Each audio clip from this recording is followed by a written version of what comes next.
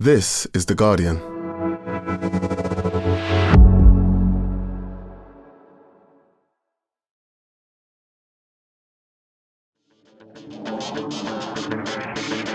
Hello and welcome to The Guardian Football Weekly. Dust down the Carabao box and hear it sing. Crystal Palace knock a very young Liverpool side out of the competition at Anfield. Does this add to the crisis? Did Arne Slot pick such an inexperienced team and bench so that it wouldn't matter if they lost? Palace's prize is a trip to the Emirates in the quarter-final after Arsenal rode their luck early on before beating Brighton. Another clean sheet for Mikel Arteta. Chelsea win a not quite classic 4-3 at Wolves, while holders Newcastle comfortably see off Spurs. Thomas Frank's next job is to get Spurs up for Chelsea at home in a game they routinely lose. Elsewhere, Man City Bournemouth looks interesting, as does Forest, Manchester United and Liverpool Villa. Ewan Murray joins us to discuss the Celtic madness, and we'll discuss whether there should be a countdown clock for long throws. We've had excellent correspondence, including some divorced Belgian adjacent stuff. As always, we'll answer your questions, and that's today's Guardian Football Weekly.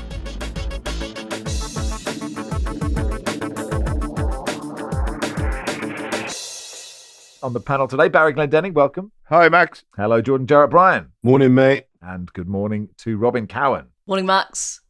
Okay, the quarter-final draw then. Newcastle will play Fulham, Manchester City, Brentford, Cardiff City, Chelsea and Arsenal, Crystal Palace. Only one place to start, which is at Anfield. Steve says, as a Liverpool fan, I made the decision to watch last night's Bake-Off instead. Traitors starts in a minute. Was this a better use of my time? Or should I have jumped out the window, he says. Toddy says, should Liverpool sign Ismaila Sarr just to stop him scoring against them? 7 in 9 for Sarr against Liverpool, for Palace and for Watford. And I suppose we should start, Robyn, by praising Crystal Palace. I mean, third time in a row they've beaten Liverpool, if you include the Community Shield, which I guess we can. Sarr's second was a beautiful goal. That 1-2 with Yeremy Pino, who looks like a really good player. And look, Palace hadn't been on great form either, but clearly, as soon as you saw the starting lineups, you were like, they'll probably win. Yeah, I mean, I think we should credit Palace, because even though, yes, Liverpool obviously rotated a lot and didn't really have any big names on the bench either, they still had to get the job done. It's still at Anfield, and they dispatched them really well. They also made quite a lot of changes as well, Crystal Palace, but actually it's just a show of they don't have amazing depth in sort of Premier League terms, but still, you had Will Hughes coming in. He hasn't played much this season. He's a very, very good midfielder. Sousa as well. So actually, that they're just a very, very well coached team. And clearly Liverpool kind of had a couple of chances early on, didn't they? But then it just seems to be they concede and then they kind of, I wouldn't say fall apart. That might be a bit too dramatic, but the kind of floodgates open and they just seem to be a bit soft at the moment. Again, with the massive caveat that they clearly changed the team a lot. And yeah, the discourse around this is very interesting, isn't it? And I think, yeah, you said in your intro, did he do it on purpose? And I'm just thinking, if he did, then fine. Is that a bad thing? Because actually, if they'd put out the strong team and they lost, that possibly would have caused more damage. Sure, and I suppose no guarantees that had they put out their first team, they'd have won this game, given the form that they're on. With apologies to Palace, the story is Liverpool, Barry, isn't it? And look, they started 3 teenagers, they had 5 others on the bench, and so it was such an inexperienced side. And so it's hard to gauge, is this a totally disconnected performance from the crisis elsewhere? And should we compartmentalize it in the Carabao box that we can't find? Or does this, it's not totally unconnected, surely? I think it is. I don't think it's in any way related to the current slump in form.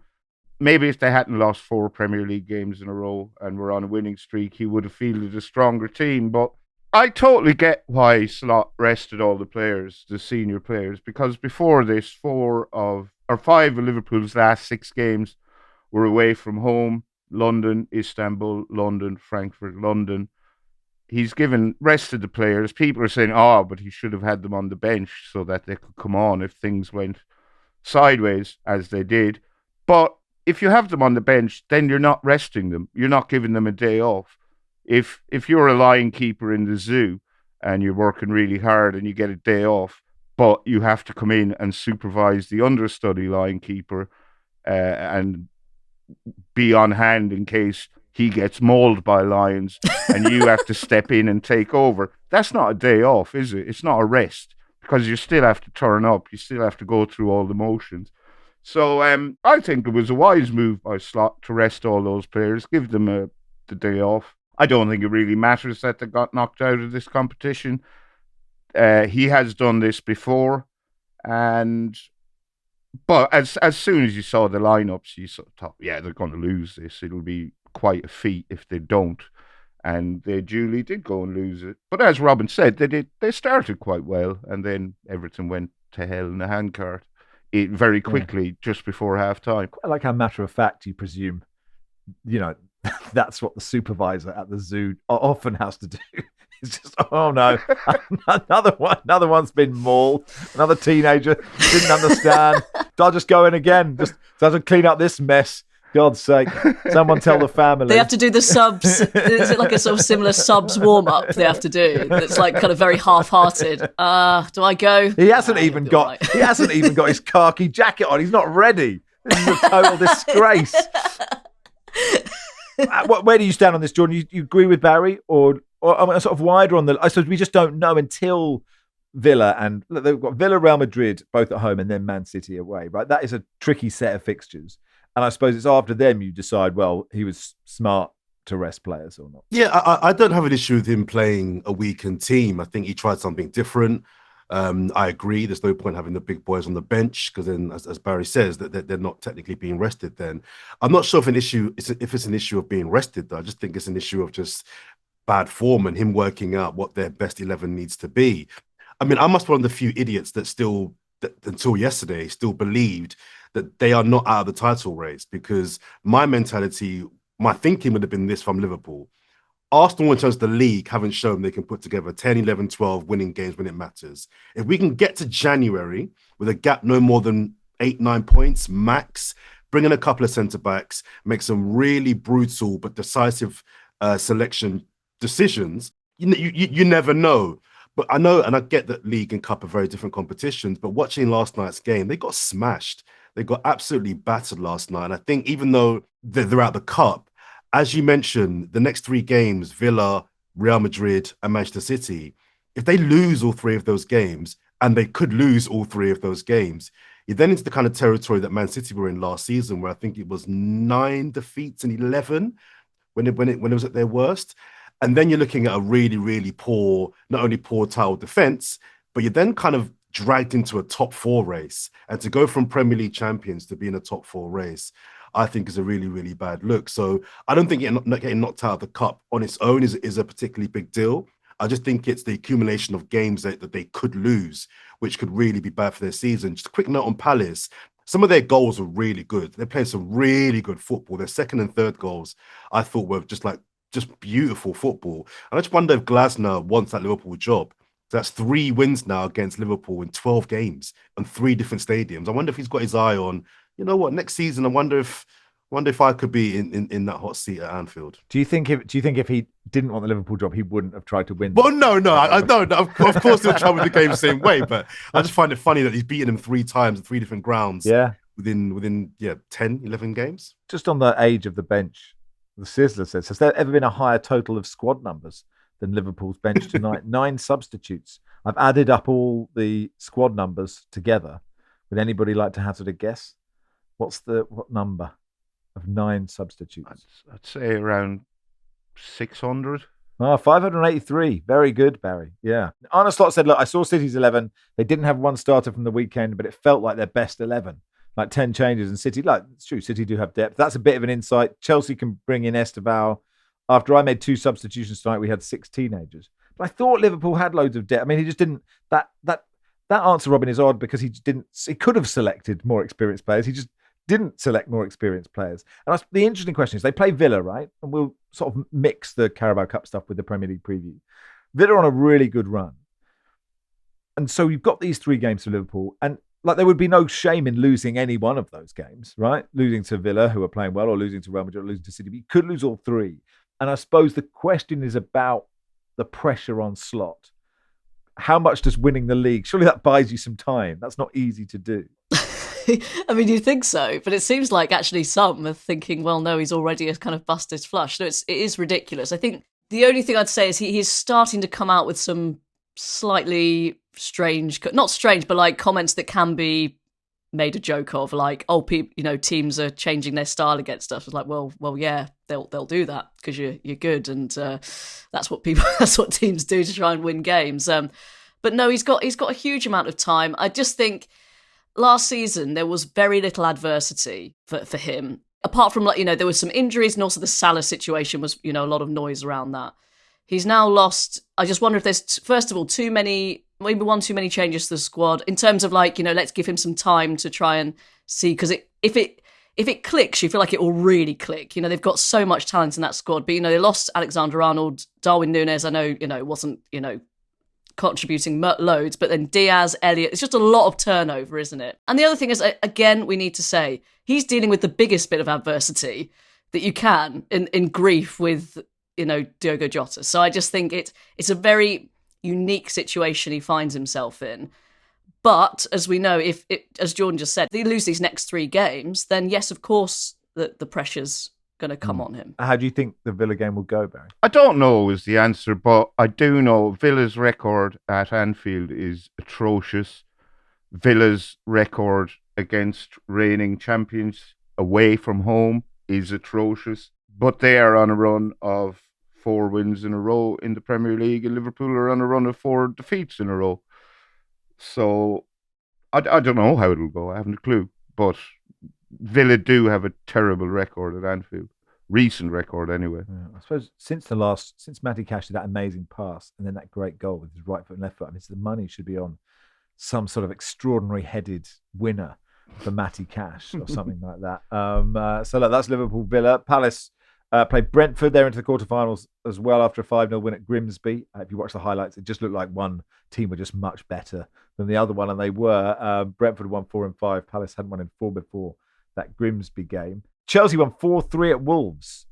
This, Robyn, was a fun game. It needed to go 3-3, then 4-3 to be a classic. But it was still Wolves made it fun after sort of wilting in the first half.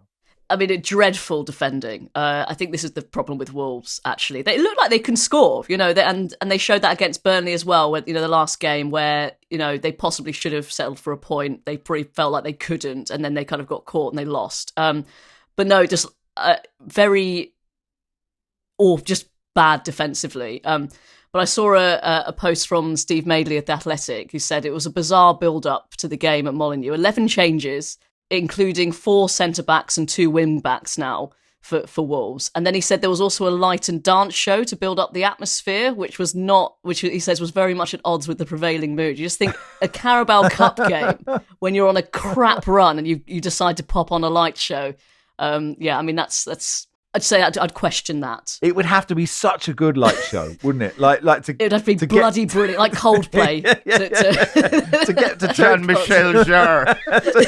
to turn people around. People are like, I don't want this shit. And then suddenly go, well, actually, hang on a sec. Hang on, Dave. This is something else, Yeah, I'm up for this Carabao Cup now. Then when they end the light show for kickoff, the crowd start booing. More light show, please.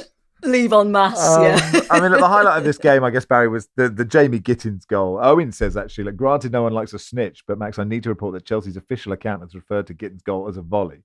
Categorically a half volley, but he hit that beautifully. Well, it wasn't a half volley. So we've had this debate before because it had bounced up quite high. That is not a half volley. Oh, I need to watch it again. You carry on. Yeah, so for a half volley, ball has to be still in contact with ground, in my opinion.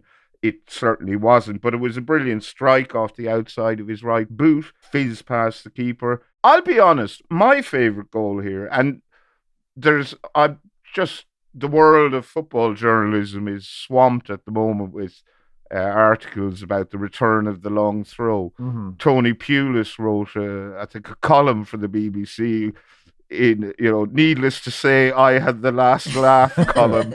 What a prescient signing that was to get Pulis in. Well done. He went full partridge. People used to call me a dinosaur, eh?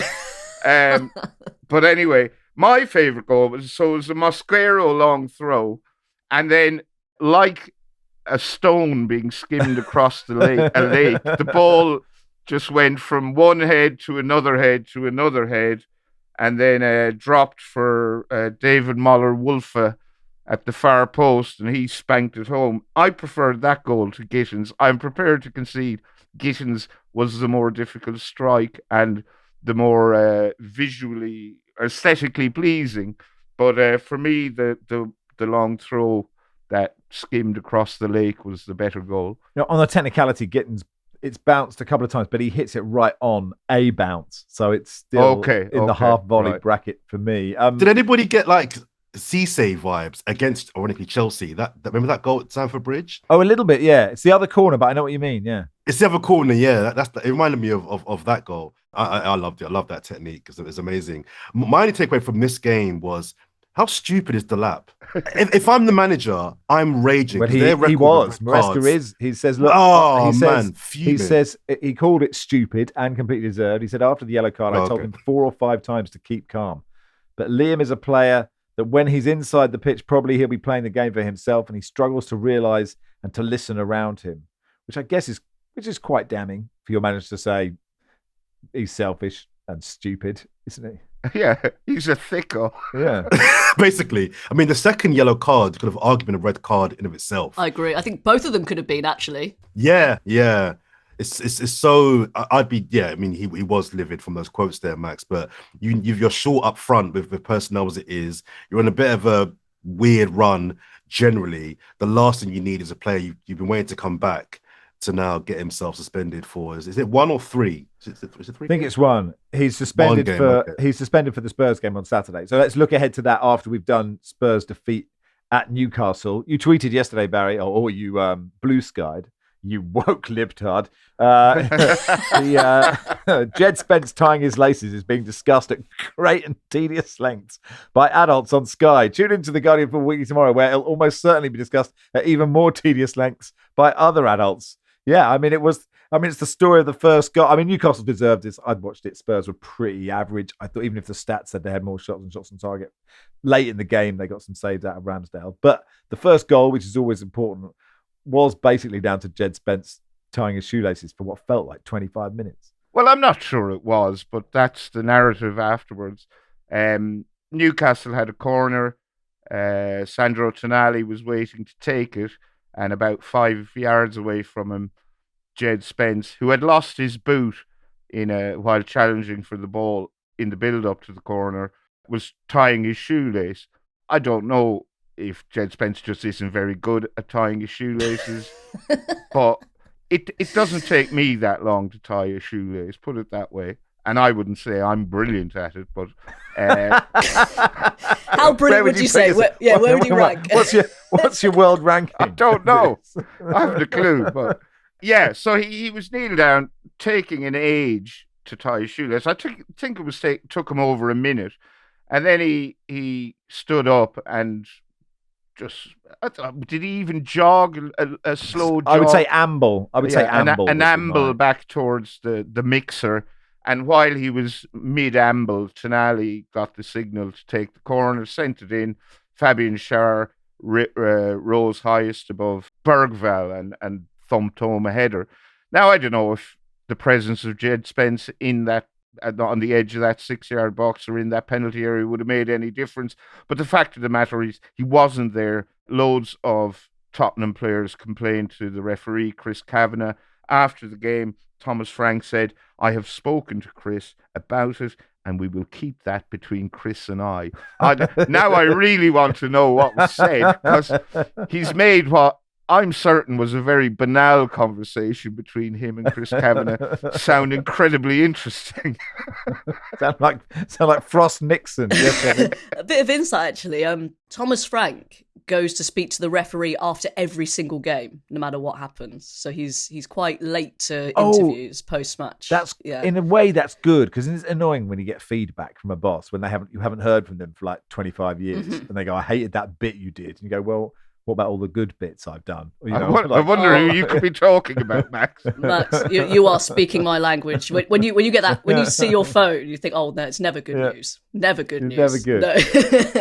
But if Thomas Frank always goes in every single time, unless he always says they've been shit, then at least he's building up that. He's building up that's good management, if you ask me. Not a lot to make out of this game. Voltemada scored another header. It was bad goalkeeping. But look, Spurs-Chelsea now is a really big game, Jordan, for both these teams, actually. Well, if the Guardian listeners remember, I actually had Tottenham finish third in my predicted standings this season. Stop the count. Yeah. And I'm an Arsenal fan, so I've this is not something that I want to happen. I think, for Tottenham's point of view, if they have ambitions on trying to get a Champions League spot, I think they have to take advantage of beating a Chelsea team that, as I mentioned earlier on, have been a little bit up and down all over the place. Don't have any particularly great forwards in particularly good form at the moment as well. And I think it's an opportunity for Spurs to really assert themselves as one of those key Champions League chasing sides. For Chelsea, yeah, I mean, those that did say at the start of the season they were in the title race. This is the sort of game they need to win if they do have any lingering feelings of being in that race. I think it'll end up a draw, which I don't think is the worst result for either side. There is a sense of disquiet at the Tottenham Hotspur Stadium, Robyn. I guess because most of Spurs' points have come away from home.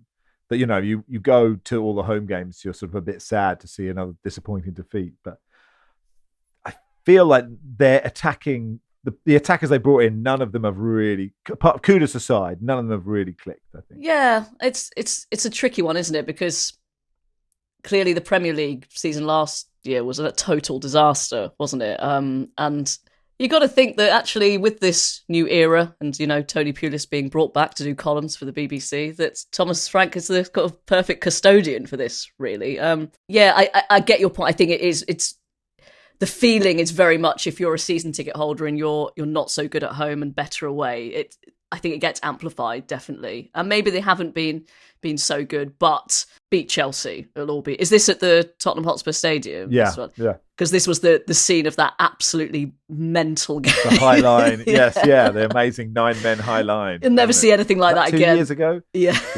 Crazy. That was when the wheels fell off, actually. That was actually the wheels completely falling off the Andrain at Spurs. Newcastle, obviously, beat Spurs. Go to West Ham. Is that on Sunday, Robyn? Yes, I'll be there. You should know you're going. Do you think you'll be the only person left in the stadium at the end? I might be the only one left in the stands. I'm just thinking, is there set to be another mutiny? Do you remember that one a few years ago when West Ham, was it against Burnley? And Mark Noble was kind of there, you know, trying to calm things down. He might have to come down from because he's a sporting director now. So I'm just thinking, this could be a real, shit show, basically, couldn't it? It's just been terrible, haven't they? Newcastle haven't won away from home this season. I think that might change. That's all I'm going to say on Sunday. Yeah, Nuno does need to start winning games. Brendan Rodgers is sort of wandering about now, isn't he? Wolves, who lost to Chelsea, they go to Fulham at the weekend. Fulham are through to the quarterfinals. They beat Wickham on penalties. Josh King scored an absolute beauty, sort of not quite as good as Zola, but still a backheel volley from a corner. And then Henri Leconte saved lots of Wickham's penalties. May not have been Henri Leconte, but it's what it sounded like to me. I'm starting to feel a bit sorry for Wolves because the last two matches have been home games where they've started really badly. The crowd have massively got on their back. Then they've made this rousing comeback, got the crowd on side, and lost both games ultimately. So I'm still convinced there's something there that can be salvaged. And I'm still not convinced Wolves are the worst team in the Premier League. But they really need to win this game. But they're playing a Fulham side who have lost 4 in a row. And I think if Fulham were to lose this, you know, people at Craven Cottage might start choking on their olive stones and hummus. You might have a point. All right, that'll do for part 1. Part 2, we'll begin at the Emirates.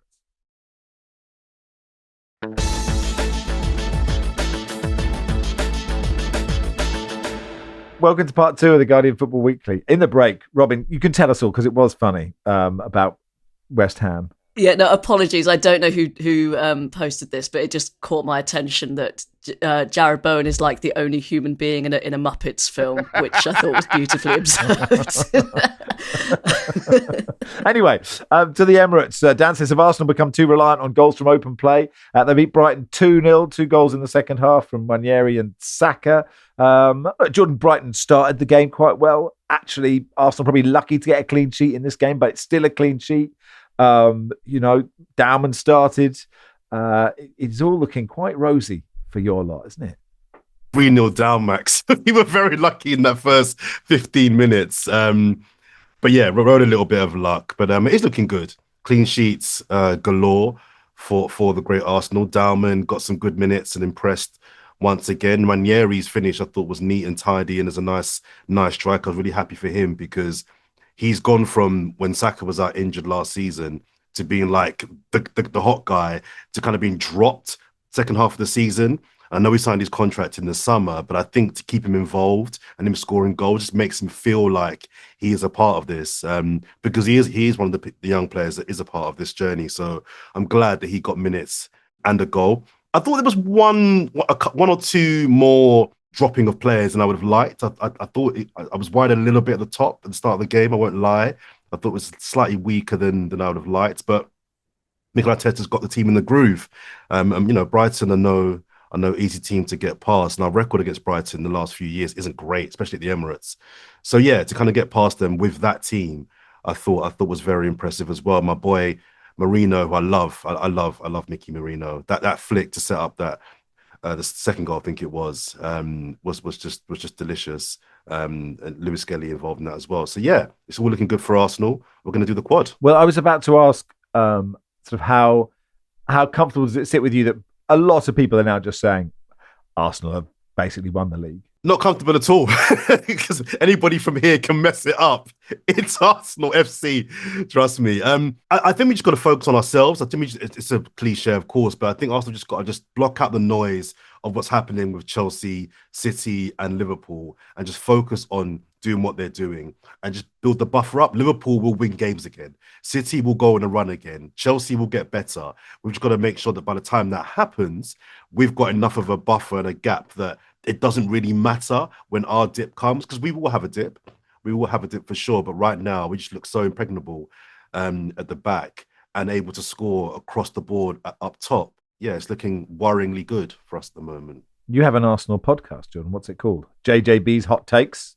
Or not quite. That was my vote, but it got outvoted. Because the world needs another Arsenal podcast, doesn't it? Yeah, And it the loose cannons, me and a couple of friends, Turkish and James, we like to think we're the balanced Arsenal fans. We're not too okay. We're gonna win the league. We're sack the manager, get him out. It's more considered. So go check it out on YouTube and all of your podcast platforms. All right, cool.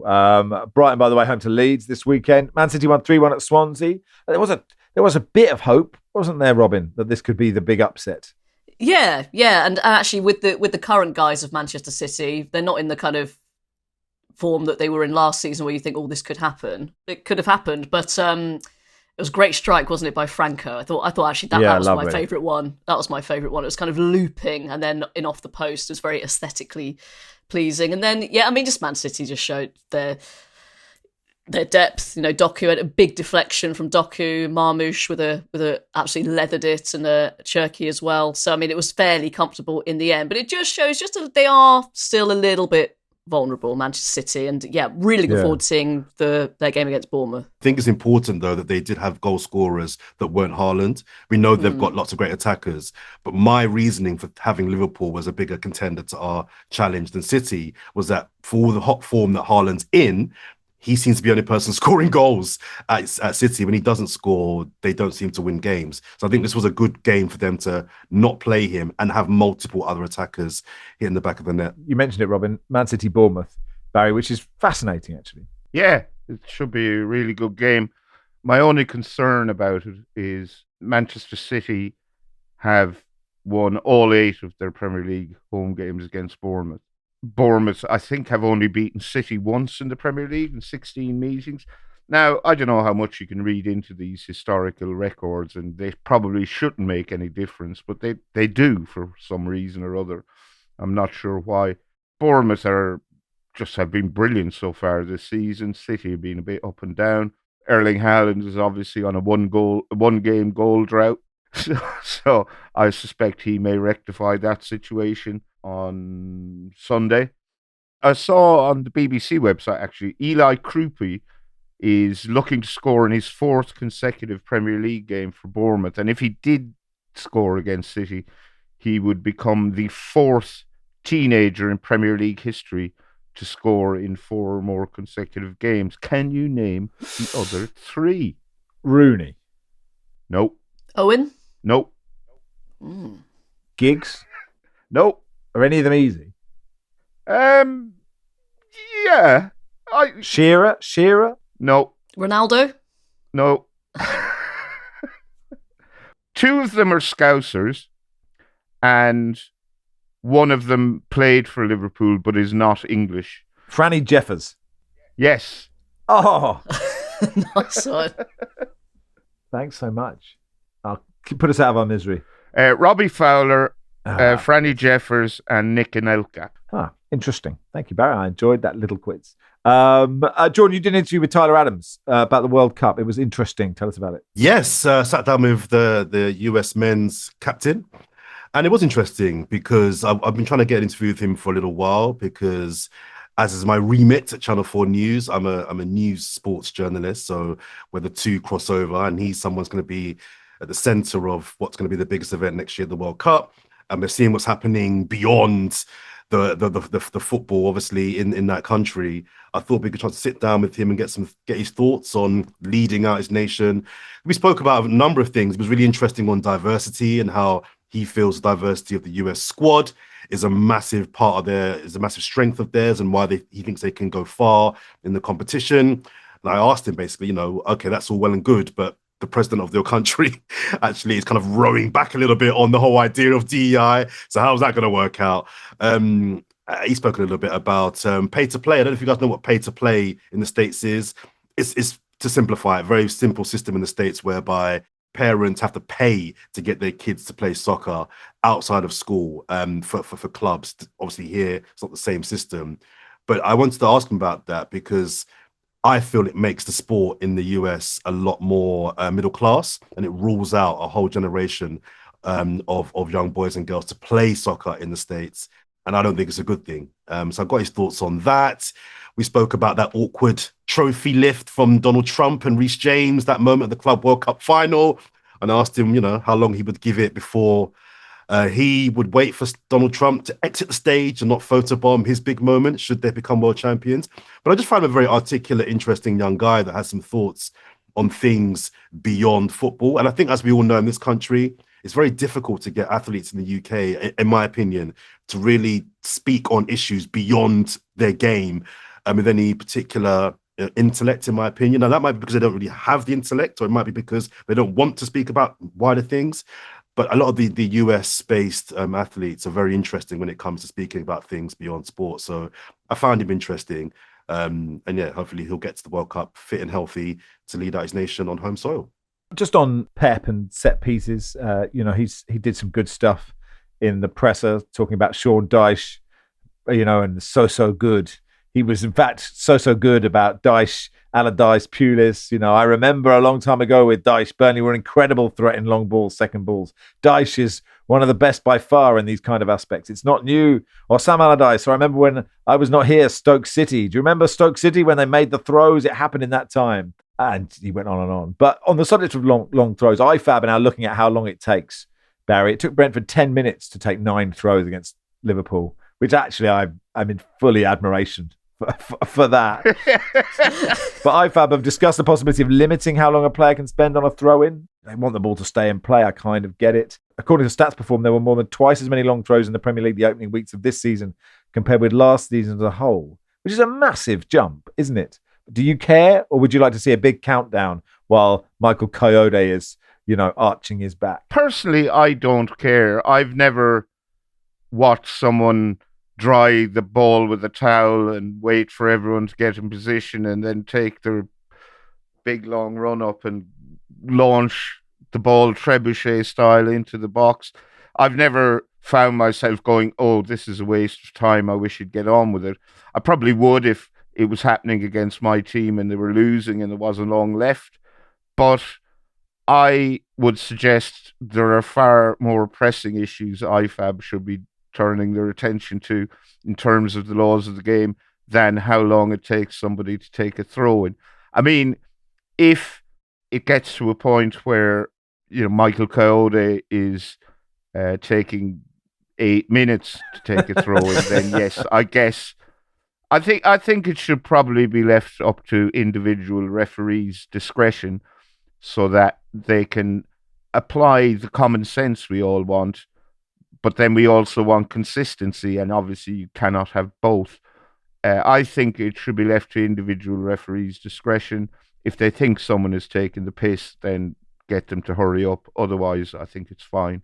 But IFAB, sort out the handball law. Yes, please. Then Preach. worry Preach, about Barry. throw-ins. Preach. One other game in the Carabao, Cardiff City won 2-1 at Wrexham, which is, big in Wales, bragging rights terms. Cardiff doing really well in League One, Wrexham doing okay in the Championship. I actually watched this game. I was hugely impressed with Cardiff. They absolutely massacred Wrexham in the first half.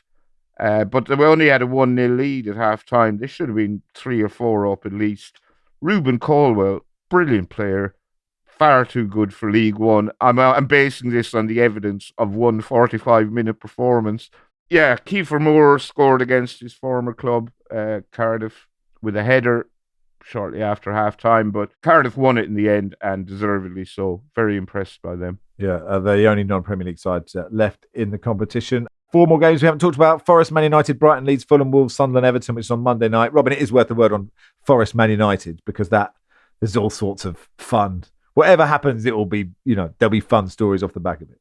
Oh, yeah. Now Sean Dyche is back, especially, yeah. I mean, this is again, we're kind of, are Manchester United back? And I think this will be another test. Although, again, if they win, they'll still say, people will say, Forest aren't in great shape, although they look slightly better than they did, although not a great result against Bournemouth at the weekend. So no, this should be fun. Yeah, I'm very scared that Manchester United are, in fact, looking quite good. A little bit concerned by that. Just on the IFAB thing, do you think they'll apply it to tying the laces as well? You will add 2.5 minutes. Because if you do them really well, who knows? Maybe Jed Spence was ambling slowly because he just thought, wow, my feet are so ensconced in this boot. I've done this so well. Newcastle have scored. Anyway, that'll do for part 2. Part 3, we go to the Jazz Bar, and Ewan Murray is standing by.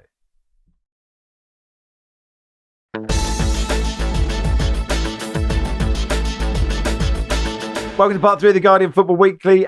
Let's talk to our Scottish football correspondent, Ewan Murray. Hey, Ewan, you had a busy week, Ewan? Yes, I've had quieter weeks, Max. That's fair to say. Yes. Yeah. How are you? I'm all right, thanks. Let's start with Celtic then. They beat Falkirk last night 4-0, the Martin O'Neill effect. But let's go back to the start of the week. Brendan Rodgers resigns. There's this incredible statement from principal shareholder Dermot Desmond, eviscerating Brendan Rodgers. I just wondered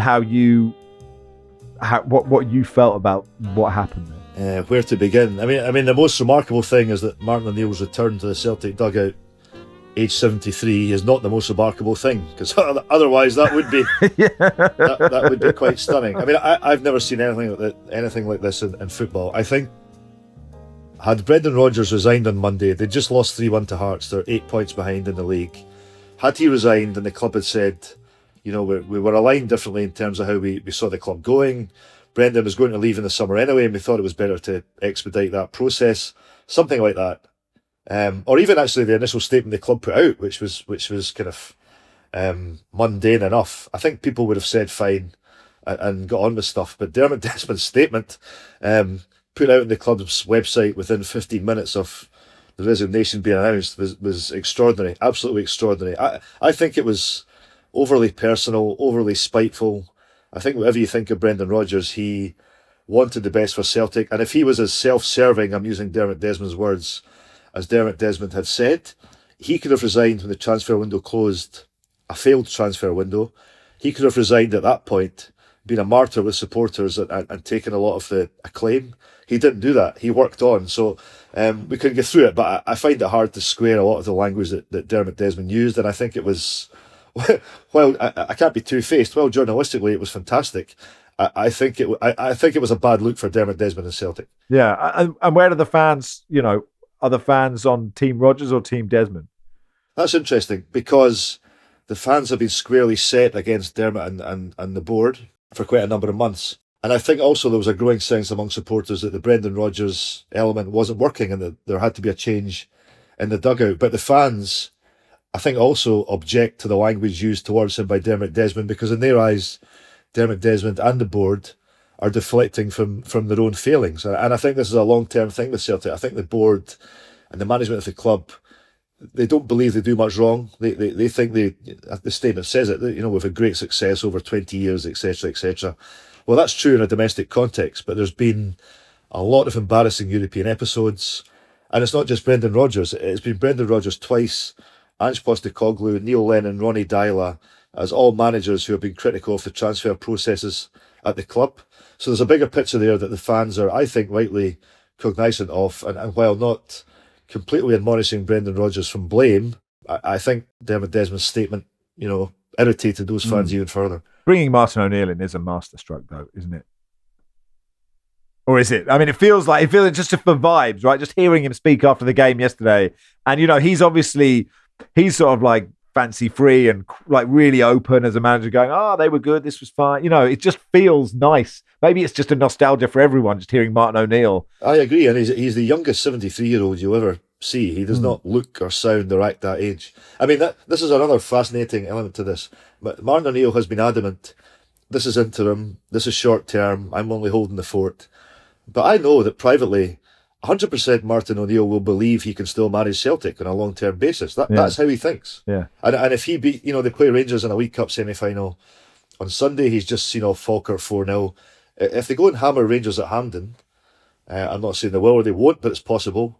Is there this weight of support behind Martin O'Neill because the fans love him? The players, the immediate reaction has been a positive one. Does there become a campaign to get him the job? It's really interesting. Martin O'Neill is a regular on the Jim White show on TalkSport on Monday mornings. And it's quite funny because he's very opinionated, and some of his best riffs are being incredibly bitter about the manner in which he was dismissed from Nottingham Forest, being incredibly bitter about the manner in which he was dismissed from Aston Villa, railing against modern newfangled jargon like XG and heat maps and all that stuff. But he was on this Monday morning talking up Hearts' chances of winning the Scottish Premiership.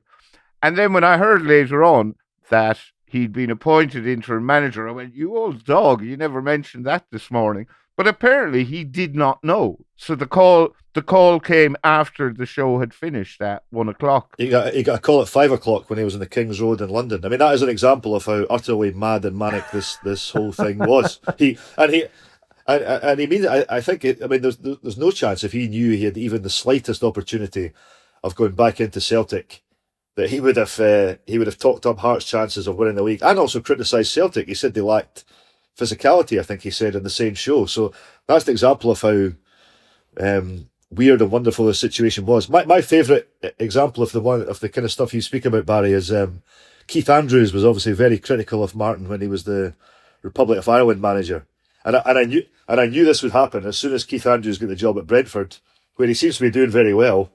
Martin took great delight in saying, well, you might see how difficult it is when you're not sitting in a pundit's chair and you have to be the manager. He'd been waiting on that for umpteen years, and he finally got the chance. I really like Martin O'Neill. So do I. He's an incredibly bitter man. he really knows how to hold a grudge. I get on well with him, but I get on well with him because he pulled me up umpteen years later over something I had written. And I was at a dinner, and he said to the organiser of the dinner, "Tell Ewan Murray I want to speak to him." And I thought, right, this can't be. This was years removed. It was when he was Republic of Ireland manager. I'd written something, and I went up to see him, and he said, "Yeah," and he reeled off pretty much word for word what I'd written 6 or 7 years before.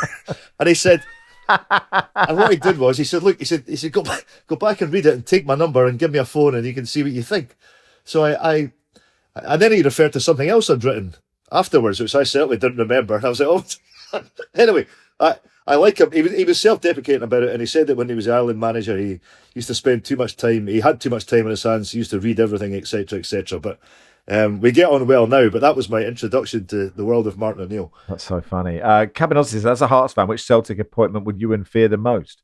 So would you fear like the O'Neill bandwagon, the O'Neill train, or Kieran McKenna, Ange Postecoglou mentioned, of course, Craig Bellamy mentioned, Robbie Keane mentioned? Yeah, I don't think Postecoglou will happen. I think I don't think Celtic were entirely amused by the circumstances by which he went to Spurs. I'd be surprised at this point if that happens. McKenna is clearly possible. They've liked him for a while. I think he has to balance, obviously, will he get a decent Premier League job from Ipswich at this point? And I don't know. or is he better served going to Celtic? But it hasn't been knocked out the park or dismissed yet, which makes me think he at least has a notion to think about it. Bellamy, I would be surprised, and also he seems to have decent fish to fry with the World Cup on the horizon. To answer the question, O'Neill probably is the one as an opposition fan you would fear, even though it's 20 years removed from him managing Celtic. He knows the environment. He will get so many people behind him. He could get the club going quite quickly. So I think probably he would be the one, not to dismiss McKenna, who's clearly a very, very fine coach. You would be wary of what Martin O'Neill could do with Celtic. I was interested, Ewan, to see that Robbie Keane was linked with the job, because Celtic fans have a famous kinship with Palestinians. Keane managed Maccabi Tel Aviv. How would that go down if he was appointed? Yeah, I'm conscious not to generalise, but there's an element of the Celtic support to whom that would be a big problem. Yes, that is an element. Whether the Celtic board would care about that, and whether I am overstating that, maybe I am, but that is a factor in all of this. I also think, I don't know how to be semi-respectful of it. If it wasn't Robbie Keane, I think if you looked at his career so far, would you think he's qualified to manage Celtic? I'm not sure you would. Let's talk about Rangers. Danny Roll is in as manager, having previously rolled himself out. Thank you, producer Joel. They beat Kilmarnock at the weekend 3-1, his first win. How was he? I was quite impressed when he went into the crowd when they lost that game, and he sort of said, yeah, I'm with you kind of thing. Have you been impressed with how he's carried himself so far? Yeah, although I think we've seen in recent times that Rangers managers can carry themselves. It's getting results that's a bit more of a problem. Of course. I mean, he's worked at Bayern Munich, he's worked with the German national team. He's clearly no clown. He knows what he's doing in coaching circles. It's very early. They were horrendous in that European game last week, although he was just in the door. They beat Kilmarnock quite comfortably on Sunday, which I would argue they should do. And Hibs had a penalty last night, which would have made that game one each, and probably the mood would be slightly different. I think Rangers fans will get behind Rule. I think it's unfair to compare him to Russell Martin.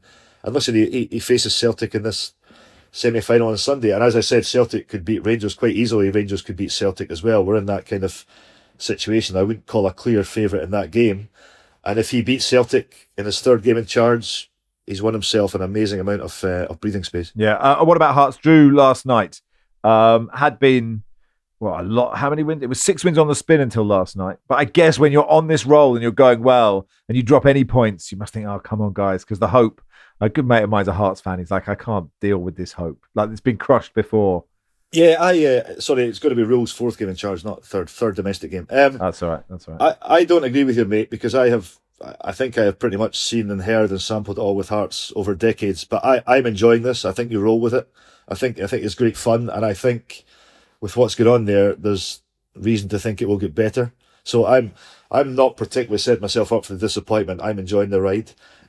Last night was a brilliant game, which Hearts could have won and Hearts could have lost.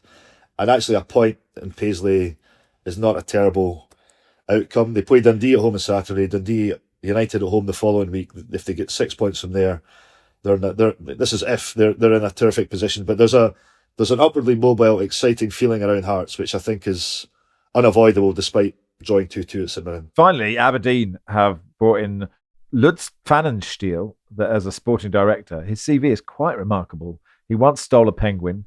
He has spent 101 days in a Singaporean jail accused of match fixing, not penguin theft related. He's modelled for Armani. It's just a great story, isn't it, Ewan? I thought you were going to say Max fixing there. What penalty? Yes, but that's a different thing, isn't it? what penalty would that carry? Oh, enormous. Absolutely enormous penalties for max fixing. It's how I got this gig. Yeah, yes. but this guy, he seems to be highly rated. I'm maybe needlessly cynical. When someone like that arrives in Scotland from Germany, I think, why are you not in the Bundesliga or the second tier in Germany? Anyway, yeah, he's a colourful character. I think we'll all know he's around. Aberdeen have had a bad start to the season, but won at Kilmarnock 1-0 last night, which felt like a big result, and maybe the manager, Jimmy Tilleen, will benefit from that support. I mean, it's amazing. A year ago now, I was on here talking about Aberdeen's rampaging start to the season and how they were they not going to be challengers for the Scottish top flight, and they've been in relegation candidates for much of this one. So yeah, nothing stays the same up here. Can't help but feel, Max, you glossed over the most interesting part of his CV there. the theft of a penguin, was it an actual penguin or a chocolate bar of the same name? Ewan, do you have the details? I'm looking up his penguin theft. No, I must admit, I assumed it was a legitimate live penguin. Maybe it is a biscuit. That no one would know if he stole a biscuit, would they? Well, I don't think it would be as big a story, but we'll dig into where he stole a penguin from. We should try and get him on. He was on loan to Bradford Park Avenue and was declared dead 3 times on the pitch after his lungs collapsed following a collision. So that's also, another interesting part of his life. Anyway, look, we'll do more on Lutz Plan and Shield for certain. But thank you, Ewan. Appreciate your time. I think I'll need to go and find this guy. You've put this in my head now. Yes. Chat to Yeah, you soon. absolutely should. Cheers, Ewan. Just a bit of AOB. On the subject of divorced Belgians, we asked to get some divorced Belgians to email in. Actually, the cupboard is pretty bare. David says, hello, I'm friends with a divorced Belgian, but she doesn't listen to Football Weekly.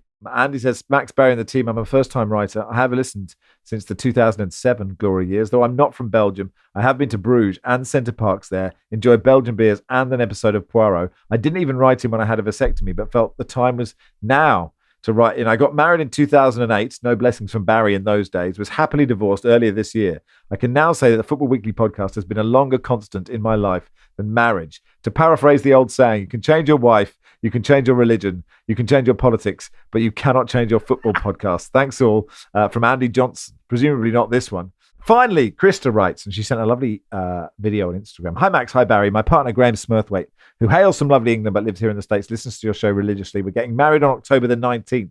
So sorry we're a little late, Krista. I know the only gift he would want and would surprise him the most would be a shout out from you and Barry. I'm not sure how many shows you've recorded just yet, but if you could throw him a shout out, I'd be deeply grateful.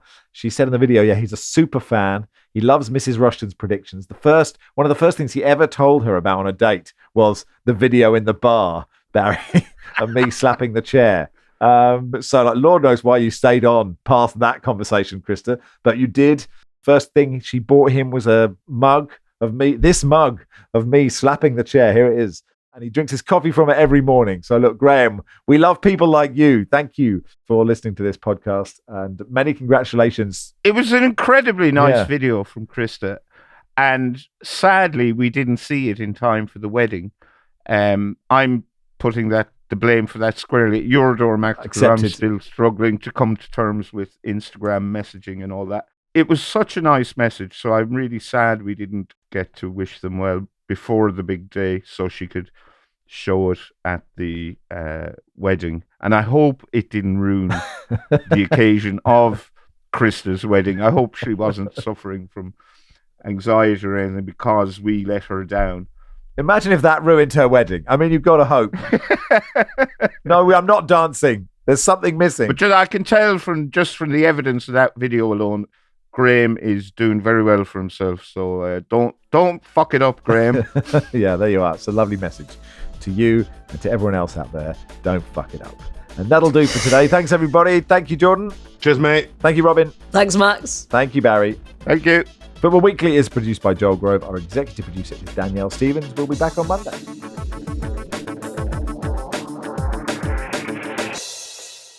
This is The Guardian.